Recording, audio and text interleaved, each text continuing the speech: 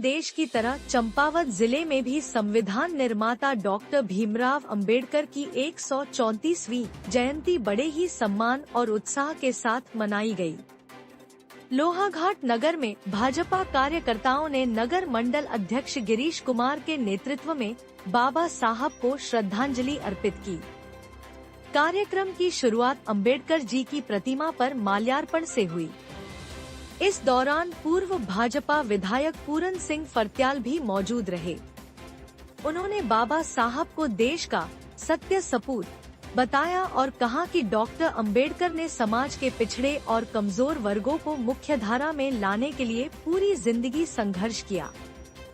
भाजपा कार्यकर्ताओं ने कहा कि आज जो भारत संविधान के रास्ते पर चल रहा है, वो बाबा साहब की दूरदृष्टि और विद्वत्ता का ही परिणाम है।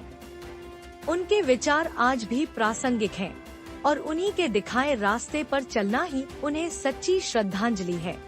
आज बाबा भीमराव अंबेडकर जी का जन्मदिन है और हम भारतीय जनता पार्टी के सारे कार्यकर्ता लोहाघाट मंडल में इस जयंती को मना रहे हैं। जैसा कि पूरा देश ही नहीं, पूरा विश्व आज बाबा साहेब भीमराव अंबेडकर की जयंती को मना रहा है। और हम सब जानते हैं कि बाबा साहेब ने हमारे इस संविधान का निर्माण ही नहीं किया, बल्कि इस देश के अंदर जितने वंचित लोग थे, जितने पिछड़े लोग थे और महिलाओं के लिए बहुत काम किया और आर्थिक सुधार में बहुत काम किया। वो आयाम के धनी थे और आज भी पूरे विश्व में उनके बराबर कोई विद्वान व्यक्ति नहीं माना जाता। उनको जो है बोधिसत्व की उपाधि प्राप्त थी और भारत रत्न वो रहे।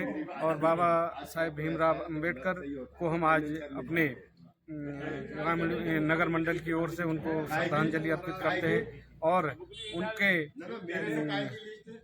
बताए हुए रास्ते में चलने का हम लोग सब प्रयास करेंगे। और उन्होंने जो शिक्षा इस देश को दी है, निश्चित रूप से अपने आप में एक बहुत बड़ी उपलब्धि इस भारत देश के लिए। इसके बारे में बहुत गर्व का विषय है कि आज इनके द्वारा ही हमारे संविधान निर्माता, जब से इसके संविधान के तहत आज भारत चल रहा है और उनकी जयंती है, उसमें हर पूरे देश में आज बड़े गौरव के साथ मनाया जा रहा है। हर पार्टी पॉलिटिक्स से उठकर लोग इसको मना रहे हैं और इनकी बदौलत आज देश में कानून और संविधान जिंदा है। और एक बहुत विद्वान आदमी थे और उनने जब ये कानून संविधान बनाया तो उनकी पूरी जो मंशा थी कि लोग पढ़े लिखे और तरक्की करें, ये नहीं था आरक्षण वगैरह। लेकिन वो फर्स्ट व्यवस्था जो आरक्षण वगैरह के संविधान में की थी, वो एक व्यवस्था का पार्ट था। लेकिन इनकी जो मंशा थी, इनकी मंशा केवल पढ़ लिख के आदमी अपने पांव पर खड़ा हो और बुद्धिजीवी बने और लोगों से रोजगार देने की क्षमता हो।